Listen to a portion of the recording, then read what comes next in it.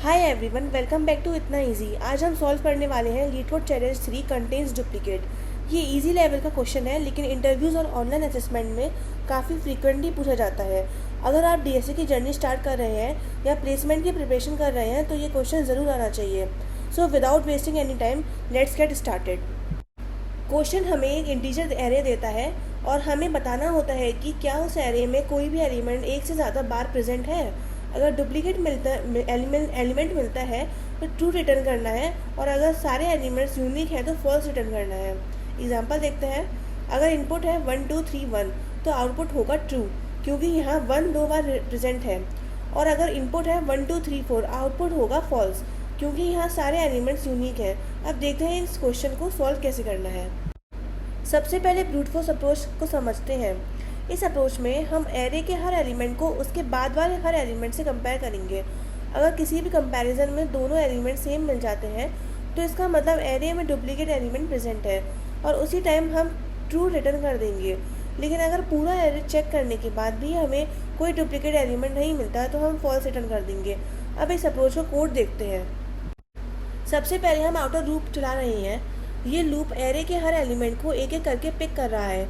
उसके बाद inner loop चला रहे हैं जो करंट एलिमेंट के बाद वाले सारे एलिमेंट को चेक कर रहा है। अब हर आइट्रेशन में हम कंपेयर कर रहे हैं नम्स आई और नम्स जे इक्वल है या नहीं। अगर दोनों इक्वल मिल जाते हैं तो इसका मतलब डुप्लीकेट एलिमेंट मिल गया, इसलिए हम तुरंत टू रिटर्न कर देते हैं। अगर पूरा एरे कंपेयर करने के बाद भी कोई डुप्लीकेट नहीं मिलता तो लास्ट में फॉल्स रिटर्न कर देते हैं। अब चलिए इस कोड को रन करके देखते हैं। देखिए, हमें एग्जाम्पल टेस्ट केसेस पर करेक्ट आउटपुट मिल रहा है। अब इसे लीडकोड पर सबमिट करते हैं। सबमिट करते ही हमें टाइम लिमिट एक्सीडेड यानी TLE एरर मिल रहा है। ऐसा इसलिए हो रहा है क्योंकि ब्रूट फोर्स अप्रोच में हम हर एलिमेंट को बाकी सारे एलिमेंट से कंपेयर कर रहे हैं, जिसकी वजह से बहुत सारे अननेसेसरी कंपैरिजन हो रहे हैं, और इस अप्रोच की time complexity big O N² होती है। जब इनपुट साइज छोटा होता है तब ये अप्रोच सही आंसर दे देती है, लेकिन लीडकोड का हिडन टेस्ट केसेस में इनपुट का साइज काफ़ी बड़ा होता है, इसलिए कोड एग्जीक्यूट होने में बहुत टाइम ज़्यादा लगता है और हमें टाइम लिमिट एक्सीडेड देखने को मिलता है। Time complexity big O N² space complexity big O 1। तो अब सवाल ये है, क्या हम इस प्रॉब्लम को बिना इतने सारे अननेसेसरी कंपैरिजन किए और सिर्फ एक एफिशिएंट अप्रोच से सॉल्व कर सकते हैं? चलिए देखते हैं इसका ऑप्टिमल अप्रोच। अब देखते हैं इस प्रॉब्लम का ऑप्टिमल अप्रोच। ब्रूट फोर्स में हम हर एलिमेंट को बार बार कंपेयर कर रहे थे, जिसकी वजह से बहुत सारे अननेसेसरी कंपैरिजन हो रहे थे। तो अगर हमें कंपैरिजन ही अवॉइड करना हो तो हम हेडसेट का यूज़ कर सकते हैं। हेडसेट की एक स्पेशल प्रॉपर्टी होती है कि ये सिर्फ यूनिक एलिमेंट स्टोर करता है। मतलब अगर कोई एलिमेंट पहले से हेडसेट में प्रेजेंट है और हमें वही एलिमेंट दोबारा मिलता है तो हमें तुरंत पता चल जाएगा कि डुप्लीकेट एलिमेंट एग्जिस्ट करता है। इसलिए हम एरे को सिर्फ एक ही बार ट्रैवर्स करेंगे। हर एलिमेंट के लिए पहले चेक करेंगे कि क्या वो हेडसेट में पहले से प्रेजेंट है। अगर प्रेजेंट है तो तुरंत ट्रू रिटर्न कर देंगे, और अगर प्रेजेंट नहीं है तो उस एलिमेंट को हेडसेट में ऐड कर देंगे। अगर पूरा एरे ट्रैवर्स हो जाए और कोई डुप्लीकेट ना मिले तो फॉल्स रिटर्न कर देंगे। अब इस अप्रोच का कोड देखते हैं। सबसे पहले हमने एक हेडसेट क्रिएट किया है जिसका नाम सेट है। ये हेडसेट एरे के यूनिक एलिमेंट्स को स्टोर करेगा।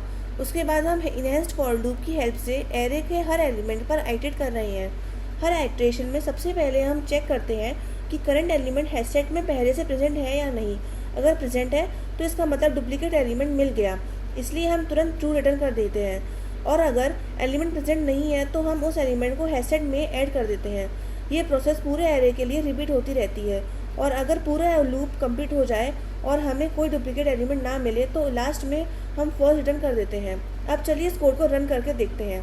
देखिए, हमें करेक्ट आउटपुट मिल रहा है, और अब इसे लीडकोड पर सबमिट करते हैं, और इस बार हमारा सॉल्यूशन सक्सेसफुली एक्सेप्टेड हो गया।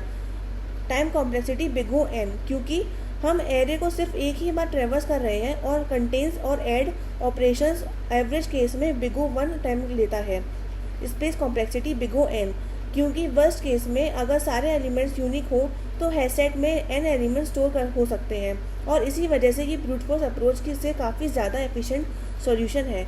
आज के लिए बस इतना ही। अगर वीडियो हेल्पफुल लगी हो तो वीडियो को लाइक ज़रूर करें, चैनल को सब्सक्राइब करें और इस वीडियो को अपने कोडिंग पार्टनर के साथ शेयर करें, और कमेंट्स में बताइए कि आपने पहले ब्रूट फोर्स अप्रोच सोची थी या डायरेक्टली ऑप्टिमल अप्रोच। मिलते हैं लीड कोड चैलेंज 4 के साथ। Happy coding.